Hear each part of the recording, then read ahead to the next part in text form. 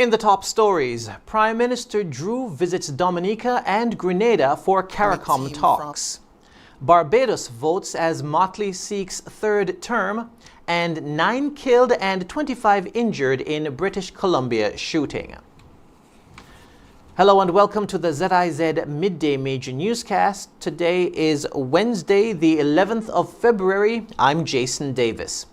Current Chairman of CARICOM, Prime Minister the Honourable Dr. Terence Drew, is continuing high-level consultations with regional leaders ahead of the 50th regular meeting of the Conference of Heads of Government this month in St. Kitts and Nevis. Dr. Drew is today in Dominica and Grenada for bilateral talks with Prime Minister Roosevelt Skerrit and Prime Minister Dickon Mitchell. The visit forms part of a series of direct engagements with member states as Dr. Drew works to build alignment on key regional priorities ahead of the summit.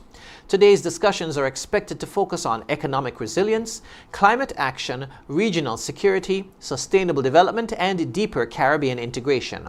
The 50th regular meeting of the Conference of Heads of Government will be held in Basse-Terre from February 24 to 27.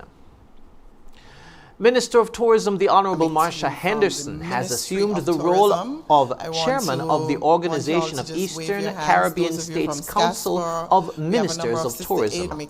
The 9th Council of Ministers of Tourism meeting began on Wednesday morning at the St. Kitts Marriott Resort with Minister Henderson at the helm. Addressing her new role, she said her leadership comes at a critical time for the tourism industry.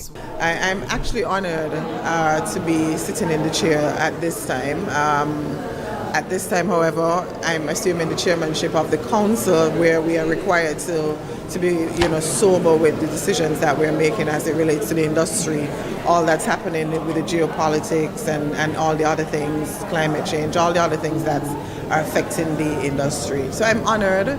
I know I'll be supported by the OECS Secretariat and all of the other ministers of the council from the region, from the different member states. A number of them who are senior tourism ministers, and so I know I'll have good support. So I'm honored and looking forward to a very productive year where we move from dialogue to implementation and making sure that the best decisions are made for the people of the region.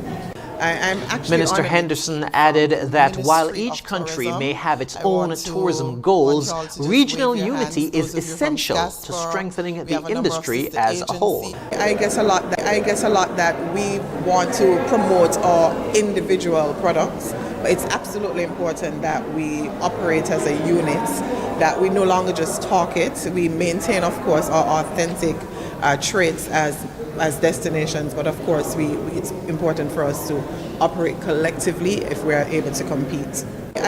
Minister of Tourism, the Honourable Marsha Henderson.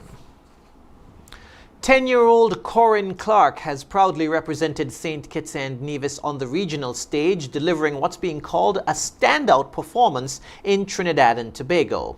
Clark shared the stage with soca superstar Machel Montano, performing encore before a captivated audience. The young performer, St. Kitts and Nevis's reigning junior calypso monarch, is also an accomplished author with 10 books in her Chronicles of Corinne series. Minister the Honourable Samuel Duggins praised Clark's confidence, discipline and creative spirit, describing her as an inspiration to young people across the Federation.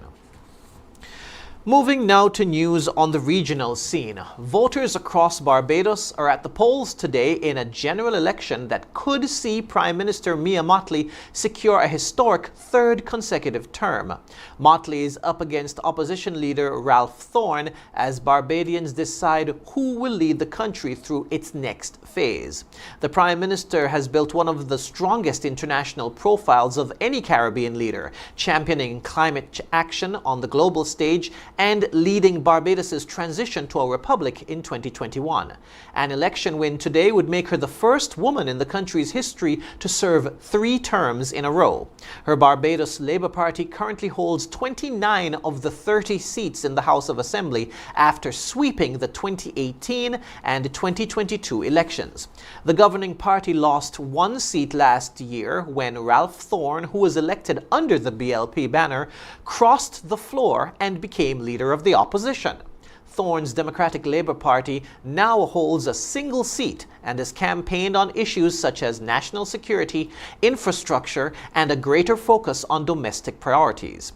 The governing party, meanwhile, has promised to continue its work on the economy, cost of living pressures, and Barbados' role on the international stage.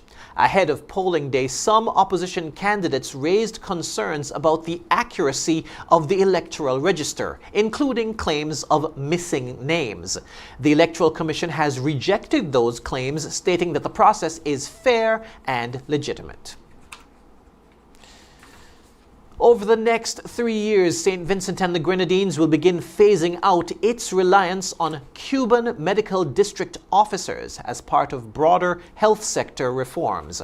Prime Minister Dr. Godwin Friday made the announcement while presenting his new Democratic government's first budget following its election victory in November.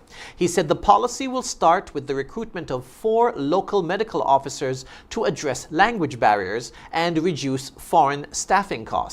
Prime Minister Friday did not state whether this decision is linked to a recent United States position criticizing Cuba's overseas medical missions. Friday said the government's focus is on building a health system that is resilient, responsive, and sustainable for all Vincentians. Moving now to news on the international scene, 9 people are dead and at least 25 others injured following shootings at a secondary school and a nearby home in Tumbler Ridge, British Columbia.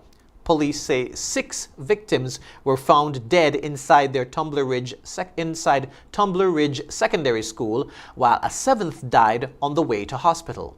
2 additional bodies were discovered at a residence near the school. Authorities believe the incidents may be connected but have not confirmed a link. The suspect was found dead at the school with what police described as a self-inflicted injury.